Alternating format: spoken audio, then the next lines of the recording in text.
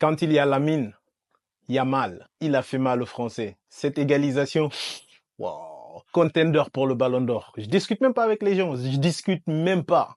Il est contender et c'est sûr. Ce jeune, il est d'une intelligence incroyable. C'est pas en fait dire qu'il est super technique d'une manière extraordinaire. Il l'est, c'est sûr, mais son intelligence fait de lui un surdoué en fait. Les passes dans l'intervalle, ses mouvements, ses appels de balle. Reprenons au début, je m'emballe. Je sais que je m'emballe, je suis un peu excité, malgré que j'étais pour la France en vrai. J'étais pour la France, je voulais que la France remporte ce match, mais les dieux du foot ont décidé que ça soit l'équipe qui le méritait le mieux, qui a marqué 11 buts avant ce match et qui en a mis 2 aujourd'hui, et la France qui n'a marqué qu'un seul but dans ce match.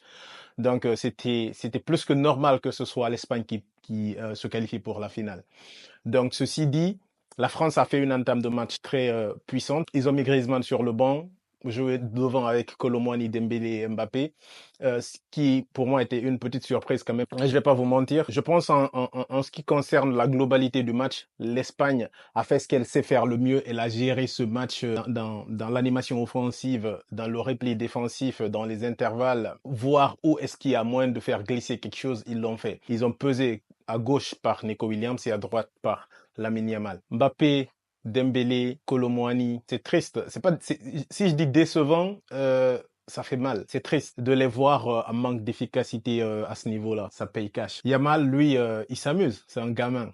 Il, il kiffe. Il s'amuse. Et ce match-là n'a pas été aussi intense que je l'aurais imaginé, même s'il y avait plein de duels, il y avait des fautes graves.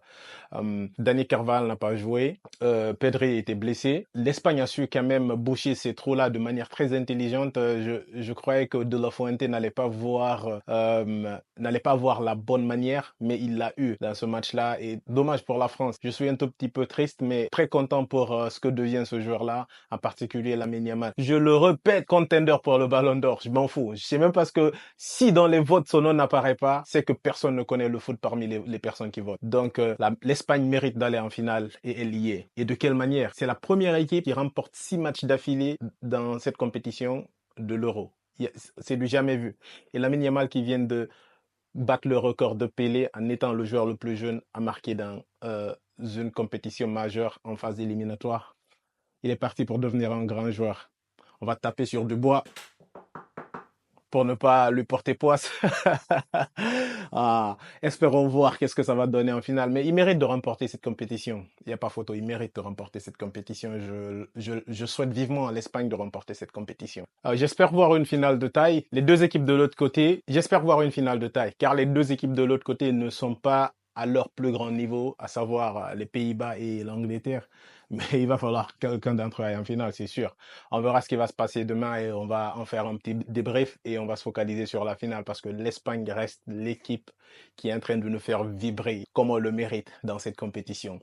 Likez, partagez et on se revoit pour le débrief de demain et pour la finale. Merci pour la force.